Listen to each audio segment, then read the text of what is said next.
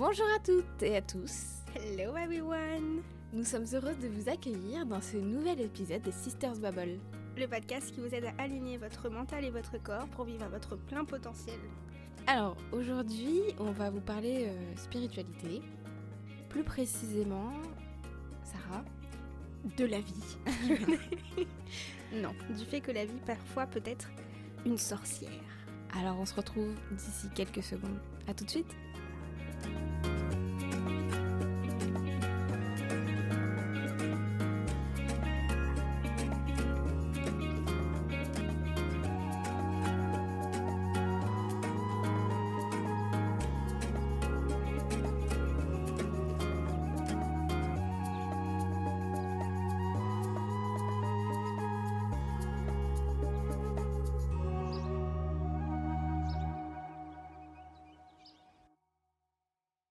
Pour commencer, Sarah,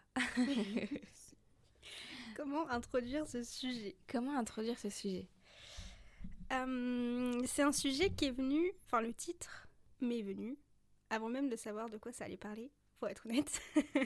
Donc Manel avancera dans le flou aujourd'hui. La vie est une sorcière, quoi. J'ai envie de dire. La vie est une sorcière. Alors moi, vraiment, faut vous dire que pour cet épisode-là, je ne suis au courant de rien du tout. Donc ça va être vraiment une discussion, mais c'est le but justement de notre épisode et de notre podcast, pardon. Et justement, en fait, c'est ce qu'on cherche, c'est la spontanéité et vraiment les discussions qu'on peut retrouver entre toi et moi de façon personnelle. C'est ça. Donc on est parti. Ouais. Alors, l'idée m'est venue en faisant le rapprochement entre le fait que la vie, des fois, avance toute seule, sans notre intervention, vous voyez, et peut continuer à faire sa petite magie si on n'intervient pas et que c'est à nous d'intervenir pour rajouter notre propre magie, pour en faire notre propre vie. Est-ce que je vous ai perdu ou ça va ? Alors, si Non. j'ai bien compris, c'est Mhm. pour être maître de notre vie, tout simplement. Exactement. Ok. Parce que le titre global, c'est « La vie est une sorcière, comment retrouver sa magie ?» N'est-ce point ? Et l'idée qui m'est venue, en fait, c'est tout simplement que, comme la vie est cyclique, et tout est cyclique, depuis qu'on fait nos recherches un peu plus sur la spiritualité, ça m'a fait un rapprochement sur le fait que la vie est une sorcière en elle-même. Il faudra compter le nombre de fois où je dis ça dans le podcast, ça sera rigolo. Mais en fait, c'est inévitable. La vie, elle change, c'est-à-dire qu'on peut programmer des choses, avoir des choses en tête, des rêves, des plans, etc. Mais déjà, ils changent quand on grandit, quand on évolue, avec les circonstances extérieures ou intérieures. Et surtout, on est mis au fur et à mesure de notre vie dans différentes saisons, dans différents cycles. Et à chaque fois, on va en ressortir soit plus fort ou du moins avec un savoir et une sagesse différentes. Et ça, du coup, c'est pour les hommes comme pour les femmes. Exactement. Ça, c'est indépendamment du sexe, du lieu dans lequel vous vivez, de votre situation financière, familiale, tout ce que vous voulez. C'est la vie et c'est comme ça. Donc souvent, on entend le fait que... Alors, je sais pas si les gens utilisent le terme « la vie est une sorcière », mais comme quoi elle nous échappe. Oui. Elle échappe à notre contrôle, vous voyez, comme si elle était indépendante en elle-même. Comme si on avait l'impression d'être à l'extérieur et de la voir Exactement, et de la voir sur sur le côté, de C'est la voir ça. passer comme un film. Exactement.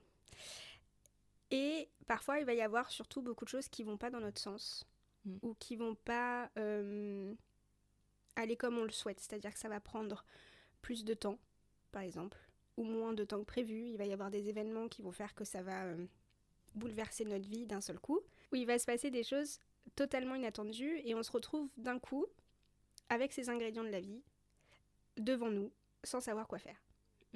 C'est là où intervient la potion de la sorcière. C'est là où intervient ma super métaphore. Avec la vie, en fait, au final, en plus d'être une sorcière, je dirais que c'est plus le chaudron. Si on part sur la métaphore de la sorcière. Ouais. Je vous jure, il y a un but. La vie, c'est le chaudron. À l'intérieur, c'est constitué du temps et de l'énergie qu'on a sur la Terre, qui est limitée. Ok ? Et tous les événements de la vie, à l'intérieur, c'est des ingrédients. Ok ? Je suis pour l'instant. Voilà. Donc, soit on observe nos ingrédients de manière passive, ok ? On réagit aux choses, mais on n'agit pas forcément. on pourrait même dire qu'on suit la recette à la lettre, façon bête et méchante. Exactement. Sans y mettre sa petite touche. Exactement. Okay. Ou sans manipuler les ingrédients comme on le souhaite. Soit on décide d'agir, donc de récupérer notre magie, parce qu'au final c'est notre chaudron, pour en faire quelque chose plus à notre image. Ça me parle. Ça vous parle ? Ouais. Super. Bon. Je sais pas si vous, mais en tout cas moi ça me parle. Donc c'était vraiment cette idée-là de se dire, qu'est-ce qu'on peut mettre en place dans notre quotidien ? Donc il y en a qui vont appeler ça de la spiritualité. Il y en a certains qui vont voir ça, qui vont l'expliquer par la religion aussi. Il y en a qui vont l'expliquer juste par reprendre le contrôle sur les choses sans forcément y mettre un aspect spirituel dessus. Mais dans tous les cas, c'est reprendre notre magie. Reprendre notre vie en main. Exactement. Au moment où vous pouvez vous sentir non aligné, ou en anglais on dit out of balance, donc c'est vraiment le côté pas équilibré, que votre vie elle est pas équilibrée, c'est-à-dire que soit il y a quelque chose en trop, quelque chose en moins, etc. C'est justement quand vous allez souvent à l'encontre des ingrédients que la vie vous a donnés. Vous pouvez avoir un événement dans votre vie qui va vous faire sortir de votre zone de confort d'un coup.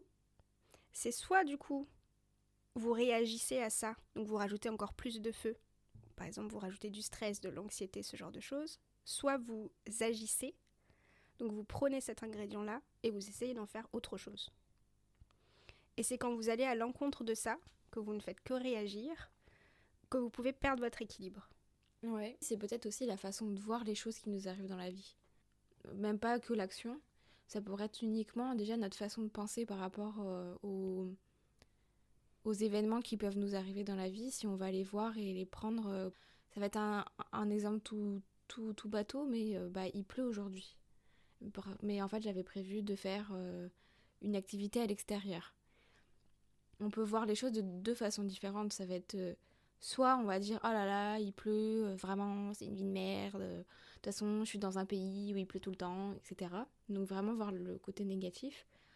Ou le prendre, ok, c'est comme ça. Il pleut aujourd'hui, c'est ok. Et je vais changer ma façon de faire, je vais changer mon activité. Ou alors je vais quand même faire mon activité, puis sous la pluie, puis ça peut être cool. Tu vois, ça peut être aussi cette façon de voir. C'est ça, en fait, là, tu viens d'agir. C'est-à-dire que tu as récupéré cet ingrédient-là et tu en as fait autre chose. Ouais, ok. Mais du coup, ça passe quand même par il y a l'action, vraiment le mouvement, mais il y a aussi, du coup, la façon de penser. Tu vois ce que je veux dire ? Je pense que ça vient de la tête, ça vient aussi...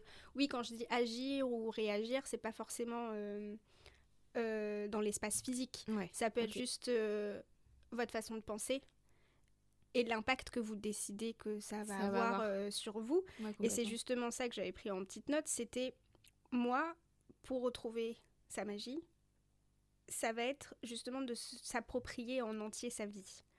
De décider de devenir vous-même le sorcier ou la sorcière, de pas laisser la vie faire son petit bonhomme de chemin toute seule. Et justement, c'est difficile de prendre au final sa responsabilité à 100%. Parce que c'est plus facile de se dire oui, mais j'ai pas réussi à faire ça parce que c'est la faute à la vie en fait. Ouais, ou c'est la faute à telle personne ou à telle... Exactement, ou à telle chose ou à tel événement. Alors je dis pas qu'on peut c'est pas dans le sens contrôler absolument tout, c'est pas possible, mais c'est justement contrôler vos pensées, vos réactions, ouais, complètement, et comment vous allez le prendre complètement derrière. Parce que la vie, des fois, elle donne justement l'idée qu'elle avance toute seule, qu'on peut perdre le contrôle dessus. Mais si on est aligné avec nous-mêmes, qu'on décide de prendre à 100% nous, en fait, notre entièreté, et qu'on décide de se redonner le pouvoir, qui souvent est bloqué parce qu'on a peur, au final, je pense, en grosse partie, de ce qui peut se passer si on reprend entièrement le pouvoir et que malgré ça, ça fonctionne pas comme on veut, etc. Il y a beaucoup d'anxiété là-dessus, il y a beaucoup de peur, ce que je peux comprendre. Mais ça n'empêche que ça va être la seule façon de retrouver votre magie, au fond. C'est de reprendre le contrôle dessus. Ouais, je suis complètement d'accord. Mais t'as tout dit, en fait. Vraiment, t'as tout dit. Voilà, on a fini l'épisode. Non, mais c'est vrai, t'as tout dit. C'est important de reprendre le contrôle dans sa vie. Et t'as raison. Je pense que on a tendance à avoir peur. Je dis on parce que je sais que nous, on est passé par là et ça nous arrive encore de passer par là. Et je pense que ça nous fait peur aussi. On est dans une société aujourd'hui qui fait que montrer notre magie et montrer notre côté solaire, notre lumière... Non, c'est pas forcément c'est pas bien vu, en fait. Et on a peur d'être bon dans ce que l'on va faire, au final. On va pas avoir peur de mal faire les choses, on va avoir peur de montrer à quel point on est des êtres exceptionnels. C'est ça. En se disant, qu'est-ce que ça va donner si je laisse toute ma magie sortir, quoi. Ouais, c'est ça. Ouais. Si je me montre telle que je suis réellement, si je montre toute ma lumière, et si j'éclaire le monde, qu'est-ce que ça fait ? Parce que, en tout cas pour notre part, c'est difficile de se montrer. Ah bah oui. On a envie d'être juste une toute petite souris, on ne nous voit pas. Et en fait, c'est beau, je trouve, d'éclairer la vie, d'éclairer le monde, pour pouvoir peut-être que les autres montrent aussi leur lumière. Et ça inspire d'autres personnes et ça se décuple en fait. C'est ça. Et je pense qu'au final, on pourrait aller encore plus loin là-dedans, à se dire, quand on agit comme ça, c'est comme si au final on utilisait, alors si on veut mettre de la couleur sur de la magie, ce serait du coup de la magie noire un petit peu, dans le sens où c'est nous contre nous-mêmes, et ça va être tout ce qui va être procrastination derrière. On va retrouver les mauvaises habitudes, parce que par exemple le nombre de fois où je pense qu'on s'est dit, Sarah, qu'est-ce que tu es en train de faire encore dans ton lit à 3h du matin en train de lire, alors que tu es censé dormir parce que tu sais que tu as besoin de dormir pour te lever tôt demain pour atteindre ton objectif. Mais on le fait pas pour autant. Je sais pas si tu vois ce que je veux dire. Oui, je vois parfaitement. Mais on le fait pas pour autant et on sait qu'on le fait pas. On sait pas vraiment pourquoi on le fait pas. Mais en fait, c'est une forme d'auto-sabotage qui est plus facile à endurer que les conséquences que notre magie pourrait avoir sur nous et sur le monde. Bah oui, parce que ça nous ferait sortir de notre zone de confort. Exactement.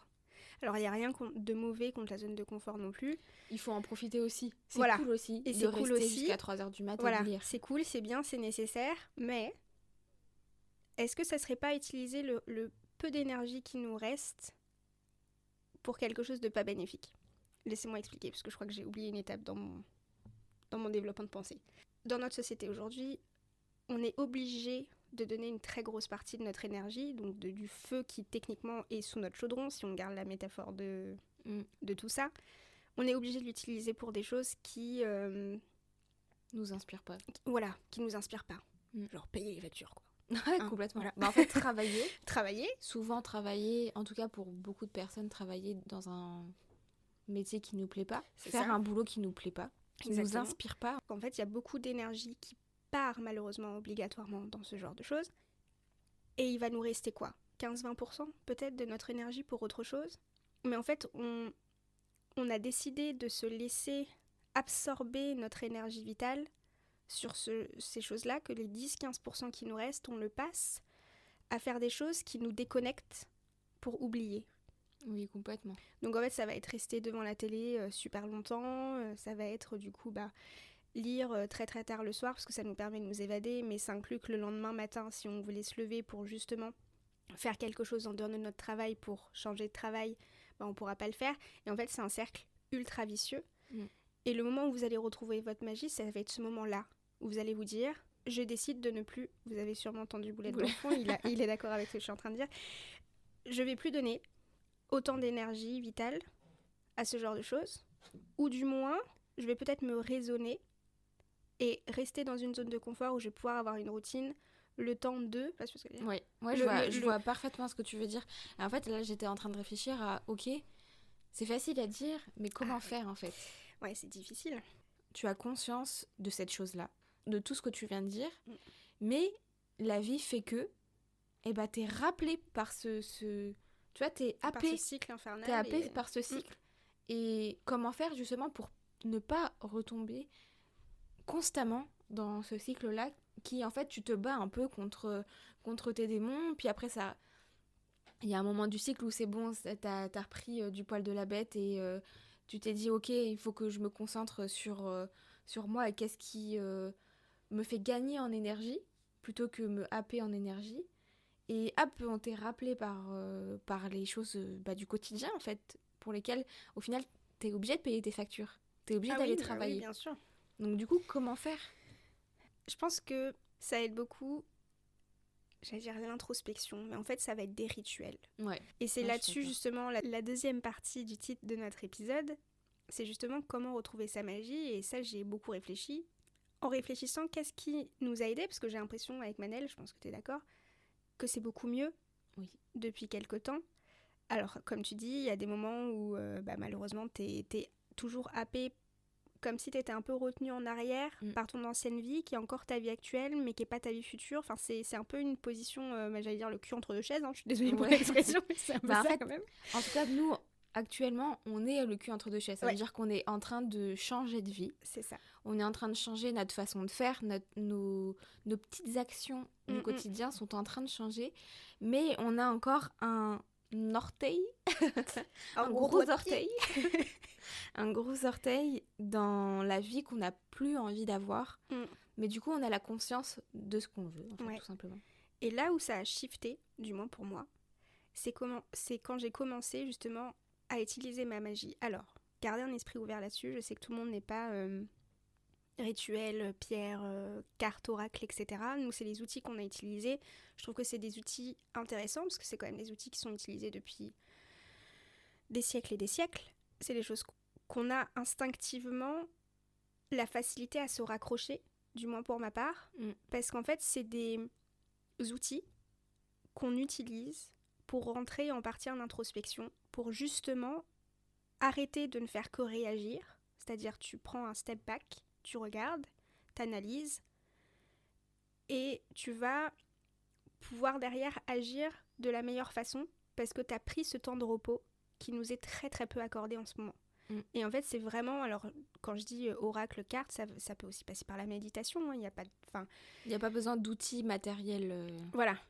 Mais ça pourra changer. Ça pourra changer en fonction des périodes. Moi, je tire plus du tout les cartes à la pleine lune ou à la nouvelle lune ou ce genre de choses. Et à un moment, je le faisais vraiment très religieusement parce que c'était mon rendez-vous, c'était mon rituel. Et c'était les 2 soirs dans le mois où je me forçais, entre guillemets, à le faire parce que je savais que ça allait m'apporter du bien. Je sais pas si tu vois ce que je veux dire. Ouais, complètement. Donc, retrouver sa magie, ça va passer par plein d'outils.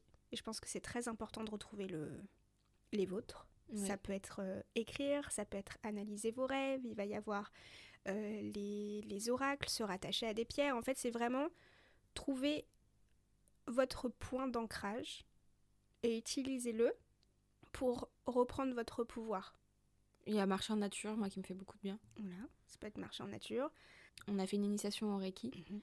Et les auto-soins que l'on se fait, du coup, on doit se faire des auto-soins pendant 21 jours. Ça dure à peu près 45 minutes à 1 heure. C'est assez long. Ouais. Mais du coup, on est dans un état de transe, un état méditatif pendant que l'on se fait ces auto-soins-là. Et ça m'a fait beaucoup de bien. Parce que du coup, c'est de façon quotidienne, chose que j'avais avec la naissance de ma fille, plus le temps de faire ces choses-là. Et là, je me suis obligée à m'octroyer ces 45 minutes, 1 heure par jour. Et ça m'a de nouveau raccroché énormément à mon côté spirituel. Et du coup, je pense que tu le vois, ça a switché depuis le Reiki.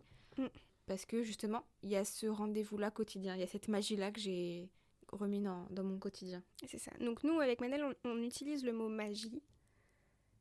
Mais vous pouvez utiliser le mot qui vous convient le mieux. Oui. Voilà, clairement. Nous, c'est parce que on aime bien ces petits trucs de sorcière. Vous pouvez passer aux paillettes. Voilà. Mettre des paillettes dans votre vie. C'est ça. Faites comme vous voulez. Mais moi, ça va vraiment être les cartes qui m'ont beaucoup aidée. Étrangement, parce qu'au final, c'est toi qui as commencé à utiliser les cartes en premier. Moi, en toute honnêteté, j'ai acheté des oracles parce qu'ils étaient très très beaux. Au départ, oui. Au départ, oui, c'est parce que je trouvais ça très... Voilà, ils m'ont inspirée, je trouvais ça très esthétique. Alors, beaucoup de personnes disent qu'il n'y a justement pas de hasard dans la vie. Je pense que c'est un outil qui... Il t'a appelé. Voilà, qui m'a appelé, sur lequel on s'est connecté. Mais ça va être comme lire votre horoscope, par exemple. En fait, à l'intérieur de ces outils-là, vous allez avoir des messages qui seront exactement les mêmes. Les cartes ne changent pas d'une personne à l'autre. Je sais pas, Sophie de Toulouse, elle a acheté le même oracle que moi, elle va lire exactement la même page, mais elle va pas l'interpréter de la même façon. C'est le but des oracles. Voilà, et donc en fait, ça va être des outils qui vont me permettre, moi, quand j'ai des doutes, ou justement, quand vous êtes persuadé de quelque chose, ça va vous donner la force ou l'impression d'avoir le contrôle parce que vous êtes au courant et vous allez pouvoir agir en conséquence. Ah ouais, toi tu le vois comme ça. Tu vois, c'est bizarre parce que moi, l'oracle, je le vois pas exactement comme ça dans le sens où l'oracle, moi, j'utilise les cartes. Je sais que en fait, la réponse est à l'intérieur de moi et du coup, ça va appeler une partie de moi qui sait. Oui, c'est ça, qui sait déjà la réponse. Qui sait déjà la réponse. Ouais, bah ça va être un peu ça. En fait, ça fait ressortir ton intuition. C'est-à-dire qu'au fond, tu le sais. Ça va être comme exemple ultra random mais très concret. Vous avez devant vous 2 paires de chaussures. Ok. Vous savez pas laquelle des deux acheter. Moi, le nombre de fois que j'ai fait ça, je vais vous dire, vous écrivez sur 2 bouts de papier différents le nom de la chaussure, le nom de l'autre. Vous les froissez, vous les jetez en l'air. Et vous en récupérez un. Si vous ressentez de la joie quand vous ouvrez le papier en disant « Ah ouais, effectivement, enfin, au fond, c'était celle-ci que je voulais » ou de la déception si c'est l'inverse, au fond, c'est pas le papier qui va vous donner votre réponse, c'est votre réaction. C'est parce que du coup, tu dis « Ah ouais, non, là, je suis grave déçue. » Donc si t'es grave déçue, bah, c'est parce que ton instinct, il savait déjà... Alors, les chaussures, c'est pas forcément le meilleur exemple, mais vous avez compris. C'est un exemple très concret pour les personnes qui n'utilisent pas les cartes. C'est qu'en fait, ça va vous réconforter, apprendre à vous écouter, en fait, tout simplement, je crois. À écouter votre intuition pour reprendre le contrôle. C'est hyper important. Je le vois dans la formation que je suis en train de faire actuellement. Je suis en train de me former en hypnose transpersonnelle. Donc, je vous laisserai chercher si vous voulez savoir ce que c'est. Parce qu'on n'a pas le temps d'expliquer ce que c'est. Mais je le vois à quel point c'est important de se reconnecter à son intuition. Et on l'a toutes et tous. C'est juste que la vie actuelle, notre société actuelle, on s'est complètement détaché de notre intuition et on l'a complètement oubliée. Alors que, au final, c'est primordial. Et c'est aussi pour ça que là, depuis, on va dire depuis le coco, donc depuis 2 ans à peu près, on a été obligé de mettre un stop. En tout cas, ralentir les choses. Ouais. On s'est confinés, donc pour beaucoup de personnes, on s'est confinés seuls. Et du coup, en fait, on s'est retrouvés recentrés. Et c'est pour ça qu'il y a aussi beaucoup de personnes là qui changent. Il y a énormément de personnes qui changent de métier, qui se reconvertissent, parce qu'ils se sont de nouveau réécoutés. Et c'est important de s'écouter de façon... Alors, quotidienne, des fois, c'est un peu difficile. Ça dépend de chaque personne et voilà, si les personnes ont une famille, etc., c'est parfois, je sais, difficile. Voilà, c'est hyper important de se reconnecter à son intuition et à soi-même de façon quotidienne pour plus tard ne pas regretter sa vie, tout simplement. Moi, je peux vous le dire, en tant qu'ancienne infirmière, j'ai travaillé avec énormément de personnes âgées qui me disaient, mais sans vous mentir, tous les jours, j'avais un patient ou une patiente qui me disait « Manel, profite de ta vie, vis ta vie comme tu as envie de la vivre. » Parce qu'en fait, eux étaient en fin de vie et s'apercevaient que en fait, la vie a défilé très vite. Ils n'étaient pas maîtres de leur propre vie et ils regrettent de ne pas avoir fait certaines choses. Ils ne m'ont jamais dit d'avoir fait quelque chose. C'est vraiment de ne pas avoir fait quelque chose. Donc, c'est important de se reconnecter et de faire ce que l'on a envie de faire. Je sais que parfois, on peut se dire « Oui, mais j'ai pas d'argent. Oui, mais j'ai une famille. Oui, mais... » On a toujours un oui, mais. De toute façon, du moment où vous mettez un mais derrière, le oui, il est claqué, quoi. Voilà, c'est ça. C'est ça. Ça, on l'a vu en hypnose. Le oui, mais, il est éclaté. Ça sert à rien. Vraiment, prenez le contrôle de votre vie. C'est, je pense, le message de cet épisode. C'est ce que tu voulais faire passer. C'est ça. C'est vraiment la vie est une sorcière dans le sens où si tu ne décides pas quelle potion tu vas faire, elle fera une potion elle-même, de toute façon. Que tu décides d'agir ou pas, il y aura une potion qui sera faite. Donc c'est à toi, vous, je sais pas si on tutoie ou on vous voit, je crois qu'on a fait un peu les deux, de retrouver votre essence et apprendre avec l'introspection comment vous voulez utiliser ces ingrédients-là pour vivre votre propre vie et retrouver votre magie et votre lumière. Parce que même si vous ne prenez pas ce pied-là de le faire, la vie, elle s'en chargera. Oui, elle va continuer d'avancer, que vous le vouliez ou non. Je pense que c'est une très belle conclusion. C'est prenez votre vie en main. Exactement. N'ayez pas peur, les gars, n'ayez pas peur, vous avez quoi perdre. Dans tous les cas, votre vie va passer. Exactement. Vous pouvez pas... Je peux comprendre que c'est impressionnant de briller. Alors, je dis... voilà. Non, mais c'est vrai. Parce qu'on nous a donné l'idée en tête que si tu brilles, tu vas forcément éteindre la lumière des autres. Mais c'est faux. C'est pas parce que toi, tu brilles très très fort que l'autre personne à côté, elle ne peut pas briller non plus. C'est ce que je disais tout à l'heure. C'est que, au contraire, je pense que c'est comme l'amour, en fait. Ça se multiplie, ça se divise pas. La magie est infinie, l'énergie dans ce monde est infinie. Les possibilités le sont aussi, les expériences et même le matériel, tout est possible en fait. Et c'est que comme ça qu'on arrive à se libérer de nos petites chaînes, de nos petits boulets là, pour voler très très haut. Bah oui. Voilà. Écoutez-vous. C'est ça. On a, je pense... Ouais, moi j'ai dit toutes les métaphores que j'avais trouvées. Voilà. On a dit tout ce qu'on avait envie de dire. On pourrait en parler encore bien longtemps. Mais on arrive à la fin de notre épisode.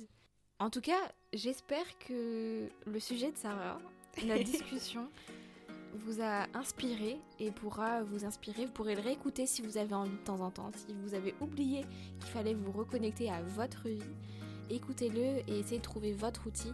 On ne peut pas vous dire quel outil utiliser, c'est à vous d'écouter votre intuition et de chercher votre lumière et votre magie, tout simplement. C'est ça. Après, si ça vous intéresse, n'hésitez pas quand même à nous demander. Nous, on pourra faire un épisode un peu plus particulier sur tous les outils un peu plus spirituels qu'on utilise. Donc, soit un épisode ou sur un post sur les réseaux, comme vous voulez. Et partager entre vous, c'est hyper important. En fait, le but de notre podcast, c'est de partager, donc partager avec vous, mais aussi vous, que vous puissiez partager avec les autres. Donc vous pouvez partager notre épisode si vous a intéressé et si vous a inspiré, mais aussi partager vos idées et votre magie au monde. On vous souhaite une magnifique journée. Et en attendant, brillez plus fort que vous pouvez. À très vite.